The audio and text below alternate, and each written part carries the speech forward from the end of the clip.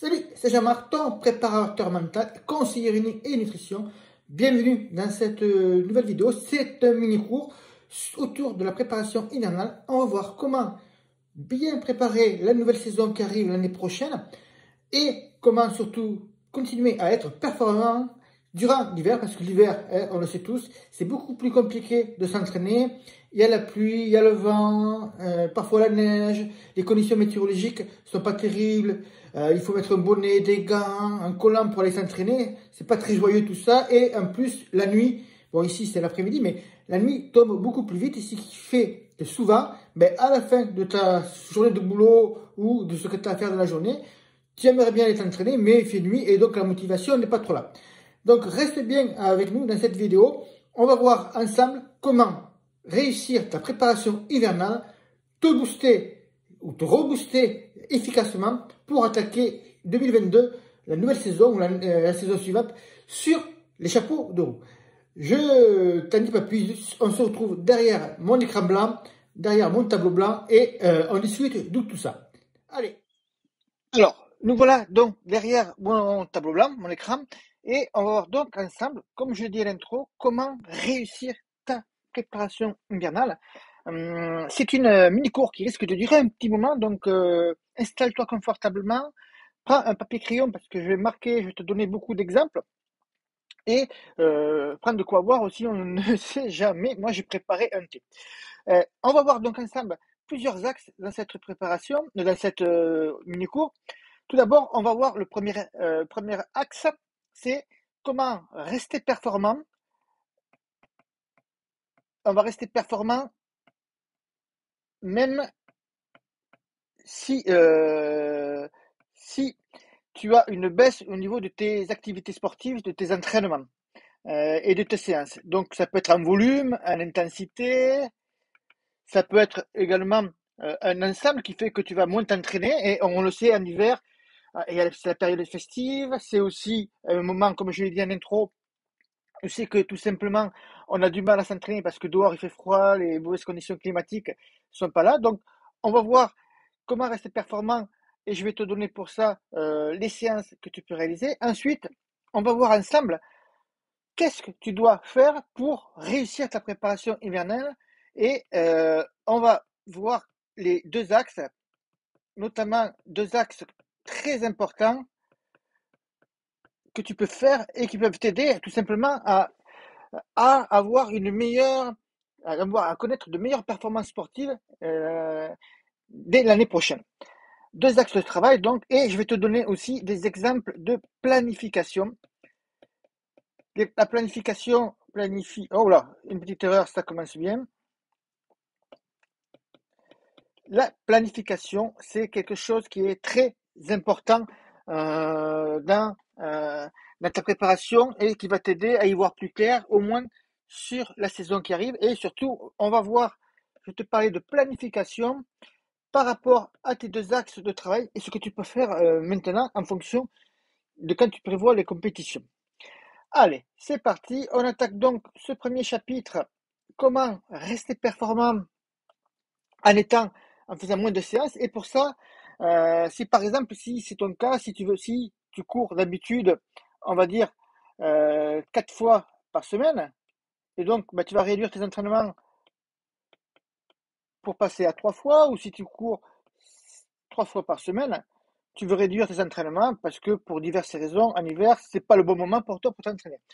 Quelles sont donc à ce moment-là les séances que tu peux faire? Les séances, elles sont de plusieurs ordres, mais ce qu'il faut que tu comprennes tout d'abord, c'est que il y a des socles de travail tu peux continuer à rester performant si tu les respectes. Ces socles de travail, tout d'abord, ça va pas être faire que de l'endurance. Et la première des séances qui va être à garder et qui est vraiment à garder, et c'est l'idéal parce que c'est l'hiver, c'est des séances souvent courtes, c'est les fameuses et plutôt intensives, c'est quand même les séances de fractionnés. Les séances de fractionnés, donc, que tu peux faire des séances de fractionnés court, hein, moyen ou long, ça c'est pas le plus important, c'est comprendre qu'il faut que tu gardes au moins une fois par semaine une séance de fractionné. Alors, l'idéal, que tu cours 2, 3 fois ou 4 fois par semaine et que tu réduis tes entraînements, c'est lorsque tu vas diminuer, c'est de n'en garder qu'une seule. C'est pas la peine d'en faire plusieurs séances de fractionner quand tu n'as pas d'objectif précis. Ça, on le verra dans les autres parties. Lorsque tu veux fractionner, donc que ce soit en court, moyen ou long, l'idéal, ça va être l'alternance. L'alternance, tout simplement, quand je vais te parler d'alternance, c'est de le faire et d'alterner surtout les séances chaque semaine. Par exemple, une semaine, tu vas faire un fractionné court. Alors, première semaine, tu fais un fractionné court. Deuxième semaine, tu fais donc un fractionné moyen. Et la troisième semaine, tu vas faire un fractionné long. Et quelque chose qui est très important, c'est que même si tu cours moins de fois, tu dois toujours respecter aussi, et ça, je vais te le mettre ici, d'avoir une semaine de récupération sur un mois. Nous, on utilise le concept 3+1, c'est-à-dire 3 semaines de travail, une semaine d'assimilation, de récupération. Ça ne veut pas dire que tu vas rien faire, mais tu vas faire un peu moins encore que ce que tu as l'habitude de faire, tout simplement pour assimiler le travail que tu as fait, parce que tu vas voir que ce que je te propose pour rester performant va te faire quand même monter dans les tours. On n'est pas dans un type de coupure ou de régénération sportive. Donc tu vois, tu as ici un cycle tout simplement sur un mois avec sur cette première séance du fractionné court, la deuxième séance tu changes fractionné moyen, fractionné long. Les fractionnés courts, c'est tout simplement des séances, ça peut être très bien, tu connais le 30-30, ça peut être aussi des séries de 200 mètres pour le fractionné court, je te le remets ici. Pour le fractionné moyen, on est plutôt sur des séries, on va dire 600, 800 mètres, pourquoi pas, même peut-être un peu moins. On va être aussi sur des efforts de 3 minutes. Alors bien sûr, une autre règle qui est très importante, c'est que plus la durée d'effort est longue, plus la durée d'effort, donc attends, je vais te mettre ça comme ça. C'est pour ça que je te dis de prendre des notes parce que je vais te dire pas mal de choses et ça peut partir un peu dans tous sens. Plus la durée d'effort est importante, plus, lors de ces fractionnés bien sûr, plus on va réduire l'intensité. Excuse-moi pour ma mauvaise écriture. Ça veut dire que par exemple sur le 30-30 ici, on va plutôt être sur du 100% de VMA et sur ces séries-là, on va tourner à 90-95%. Je n'ai pas marqué les fractionnés longs, je le fais ici. Ça va être grosso modo des séries par exemple de 4-5 minutes d'effort et ça peut être très bien fait à 90% de ta VMA, 90, 92%, 95%. Autrement dit, on peut être sur de l'allure 10 km. Ça, c'était fractionné. La deuxième séance, qui est très très importante et que tu dois mettre en place pour travailler un autre type d'effort, et là, je vais te parler de séance coup double. La séance coup double, parce qu'on peut être dans le cas où c'est que tu veux faire que 2 entraînements par semaine en course à pied. Le coup double va consister à faire à la fois de l'endurance pour augmenter son travail d'endurance et à la fois travailler le cardio également avec les séances de seuil. C'est-à-dire que dans une même séance, alors le seuil, tout d'abord, le seuil, très important, c'est quoi? C'est pour ceux qui sont dans le programme d'entraînement, l'allure à 3. Si tu n'es pas dans le programme, encore dans le programme d'entraînement, c'est une grosse erreur pour toi, mais bon, c'est ton choix. Ça va être par exemple ton allure spécifique semi, ton allure spécifique marathon. Donc je ne parle de coup double parce que très souvent c'est la sortie qu'on fait le week-end. Ça va être plutôt ta sortie longue qui va être grosso modo, qui va faire aller grosso modo 1h10 à 1h30 maxi. N'oublie pas que tu es censé en faire moins, hein. Et tu vas incorporer à l'intérieur des séances de seuil. Et pareil, tu vas alterner. Par exemple, là ici, sur la semaine 1, je t'avais proposé 4 semaines. Là, je vais te proposer 3 semaines. Semaine 1, tu peux faire un bloc de 2 fois 10 minutes au seuil. Donc, la semaine 2, tu peux changer. Tu peux faire un bloc unique de 15 minutes au seuil. La semaine 3, tu peux très bien faire un autre type de seuil, d'allure seuil, 3 fois, 8 minutes au seuil. La récupération sur le seuil, c'est simple, c'est la moitié du temps d'effort, hein. Ne t'emmerde pas là-dessus, ne cherche pas à compliquer trop les choses. Moitié temps d'effort, lorsque tu es en préparation hivernale, ça peut suffire largement de faire ça. Et bien sûr, la 4e semaine, toujours pareil. La 4e semaine, on n'oublie pas que c'est une semaine d'assimilation. Grosso modo, donc, si tu cours 2-3 fois par semaine que tu as réduit la voilure, tu te retrouves donc avec une première séance qui est du fractionné court, la deuxième séance qui est la fameuse sortie longue ou avec du seuil un petit peu, et si tu as prévu une 3e séance, ça va être tout simplement, la 3e séance va tout simplement être une séance d'endurance. Et là, il n'y a pas besoin, donc endurance, allure cool, allure A1, A2 pour les membres de notre programme. Et donc ici, pas besoin de faire une sortie qui dure très longtemps. Moi, je dirais que 40 minutes, allez, 1 heure maximum, mais bon, allez, on va peut-être dire 55 minutes. Comme ça t'évitera de forcer un peu trop. Voilà le programme que tu peux avoir lorsque tu réduis tes séances. Et lorsque tu cherches à tout simplement à passer de 4 séances à 3 séances, de 3 séances à 2, voilà tes séances à faire. Si tu fais que 2 séances, hein, ne fais que la séance de fractionné et ce qu'on appelle plus ou moins la sortie longue, mais la sortie coup double. Ça, comme ça, tu économises. Voilà ce que tu peux donc faire pour rester performant, même si tu dois diminuer le volume ou les intensités de tes entraînements. Maintenant, on va passer à un autre cas où tu es ici. Tu cherches pas à réduire forcément la voilure, mais tu cherches quoi faire pour progresser en course à pied pendant l'hiver. Et là, on va trouver 2 axes de travail très très importants. Je te remets un petit titre pour qu'on sache à peu près ce qu'on doit faire et plutôt où ce qu'on en est dans cette vidéo. Quoi faire? Il y a plusieurs types de séances à faire. Enfin, pas séances, c'est plutôt objectif. Là, on est plutôt vraiment dans les objectifs de ce que tu peux faire, de ce que tu peux envisager, les axes de travail, on va dire. Tu peux tout d'abord, le premier, c'est le travail de la VMA. Pourquoi le travail de la VMA? Tout simplement parce que ce sont des séances courtes.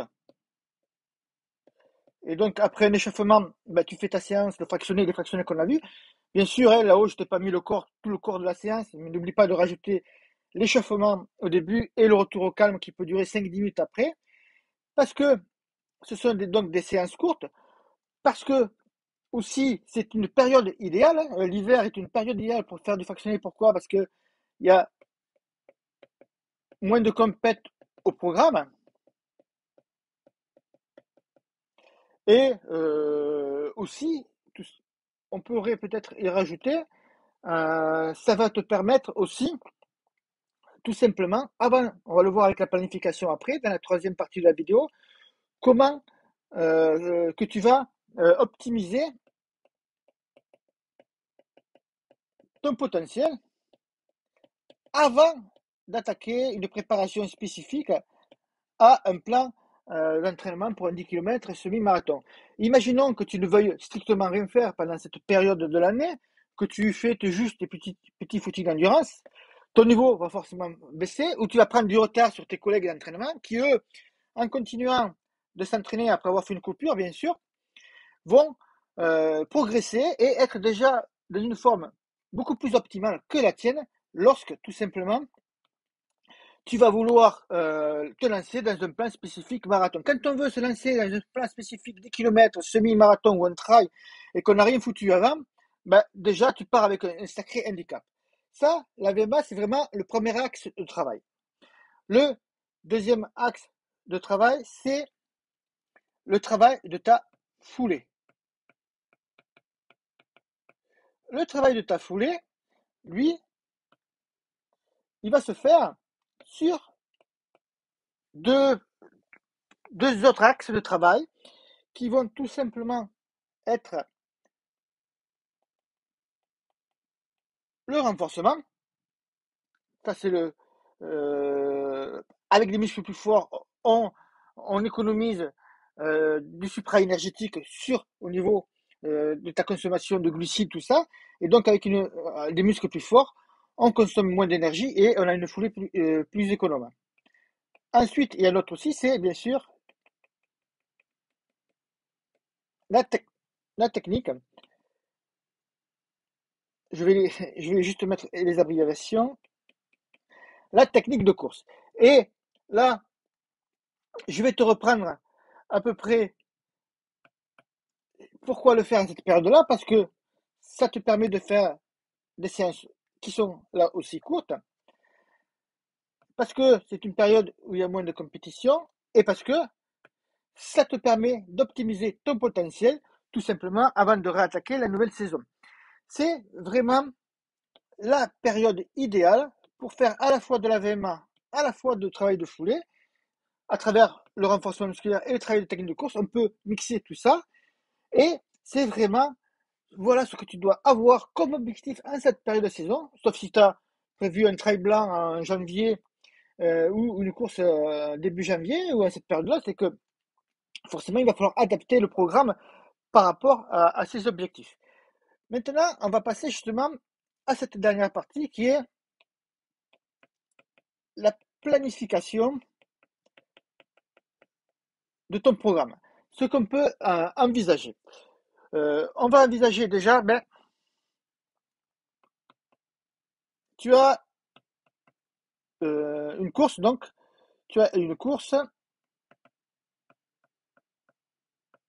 qui est prévue. On va voir plusieurs cas de figure qui est prévue janvier. Donc forcément, tu es un peu t'es un peu dans une situation délicate parce que tu es déjà en pleine préparation spécifique en principe de ta course. Néanmoins, même si tu es en janvier, et c'est pour ça que lorsque tu as accès à nos plans modulables, on est là pour justement te donner des axes de travail différents et pour te donner des solutions pour que tu continues à progresser, à faire et à adapter tes séances par rapport à ton cas personnel. On peut très bien envisager, si c'est une course épreuve, d'être sur un plan qui tourne autour de ta VMA. Ça, c'est le premier choix qui est possible de faire. Soit l'autre choix est forcément d'être dans une prépa spécifique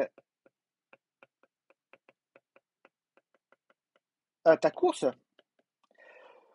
Si c'est une distance courte, si c'est un 10 km ou un 10 km, un 5 km, un cross, un trail court, tu peux très bien faire travailler ta VMA et faire cette course uniquement par plaisir, hein, sans te fixer forcément un gros objectif derrière. Tu peux faire les deux. Tu peux faire coup double en fait là-dessus si c'est ça sur le mois de janvier.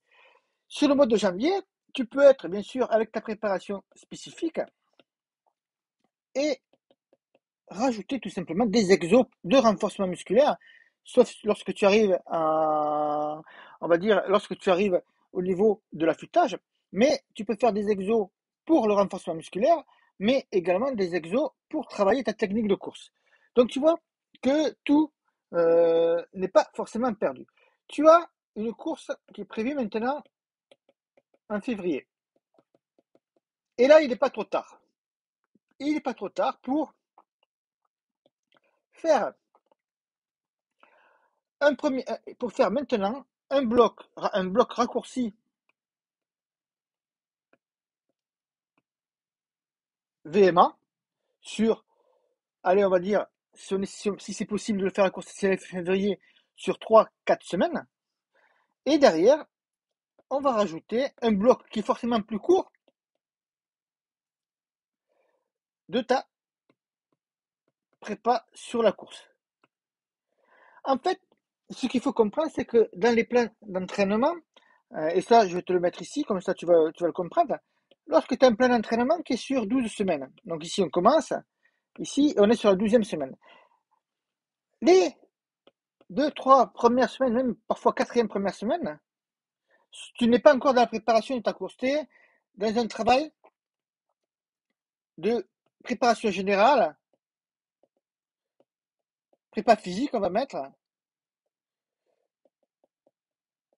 pour ensuite, tout simplement, avoir dans cette deuxième partie la prépa spécifique.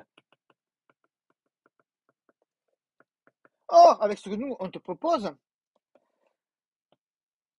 en faisant comme ça, et que tu vas voir en suivant le plan ou les programmes que tu as dans Performance Hiver, je vais t'en parler juste après, ou que tu suis un de nos programmes d'entraînement qui soit autour de la VMA, de la foulée, etc., on fait sauter ce premier bloc. Ce qui fait qu'on peut raccourcir la préparation spécifique. Au lieu de le faire sur 12 semaines, on peut la faire sur 8 semaines. C'est l'avantage, en fait, d'être à ce niveau-là et de travailler sur des aspects que tu veux modifier dans tes entraînements pour être plus performant.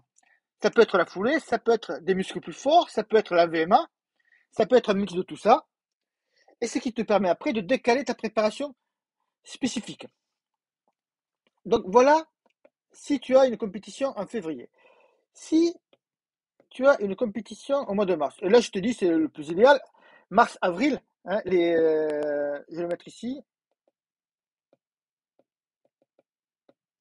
c'est vraiment l'idéal, et c'est un principe là qu'arrivent les marathons, les premiers gros trails, tout ça. Là, tu peux faire plusieurs blocs. On peut très bien faire un bloc pour travailler tout d'abord ta foulée. Ensuite, on va travailler un bloc de VMA. Et là, on peut faire 4 semaines, 4 semaines. Et après, un travail sur la prépa spécifique à la course que tu vas faire. Après, tu peux bien sûr alterner ou inverser, d'abord travailler ta VMA, puis travailler ta foulée. Ça peut être pareil. Tu peux avoir un autre cas, si tu ne veux pas travailler ta VMA, c'est de bosser, avoir des muscles plus forts, donc suivre un programme autour du renforcement. Tu ne vas pas faire que du renforcement, hein, tu vas courir aussi. Plus pourquoi pas foulée, et ensuite préparation. Si même ta course est en avril, tu peux faire les trois, c'est-à-dire travailler ta foulée, travailler ta VMA, faire du renforcement musculaire. Après, c'est en discutant ensemble par rapport à ton objectif lorsque tu es dans le programme. Et si tu es déjà dans le programme, ce que je t'invite à faire, c'est qu'on discute ensemble de voir dans quel ordre on va le faire avant que tu attaques la préparation spécifique à ta course. Mais tu vois là que il est toujours possible de progresser, quelle que soit la période que tu décides de faire, quel que soit ce que tu veux faire dans les prochains mois, tu peux toujours progresser, même en ayant une course ou plusieurs courses dans ton calendrier. Donc voilà ce que j'avais à te dire autour de ça. Je vais finir là-dessus sur, tout simplement, si tu écoutes jusque-là, c'est que tu es vraiment intéressé par ce qui va suivre et ce que nous, on te propose. Hein. C'est jusqu'à dimanche soir. Donc, alors là, bien sûr, je ne sais pas à quel moment tu regardes la vidéo. Hein. On te propose, un petit erreur, j'étais parti sur préparation. On te propose, nous, notre pack performance hiver, et tu as le lien en dessous si tu es intéressé. Alors bien sûr, comme je t'ai dit tout à l'heure, je ne sais pas à quel moment de la saison tu vas regarder ça et à quel moment euh, tu te situes. En tout cas, nous, on te propose un pack performance hiver avec un premier programme qui est tout simplement autour de ta VMA, un autre programme qui est autour du renfort et de ta foulée, et en bonus,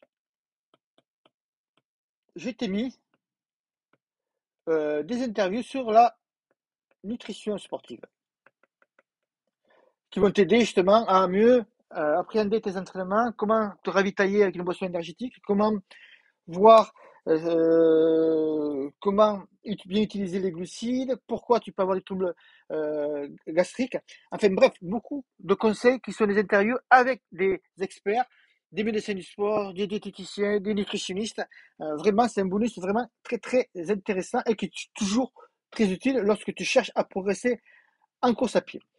Tu as donc le lien en dessous si ça t'intéresse, c'est jusqu'à dimanche soir. Tout dépend à quel moment tu regardes cette vidéo. En tout cas, j'espère que tu as pris des notes. Si tu as des questions autour de ta préparation hivernale ou de ta préparation tout court à n'importe quel moment de ta saison, parce que ce que je t'ai dit là sur ce type de programme, c'est que tu peux aussi le faire en été, hein, lorsque tu as un trou entre deux grosses compétitions. Hein. On peut imaginer un marathon en avril, un marathon en octobre. Au milieu, ben, tout simplement, on peut tout simplement faire ce type d'exercice et ce type de planification. Donc voilà, j'espère que cette vidéo t'a plu. Si tu as des conseils, enfin, si tu as des conseils, si tu as besoin de conseils supplémentaires ou tu peux reprendre, réécouter la vidéo pour prendre des notes ou tout simplement m'envoyer un petit mail et me poser des questions.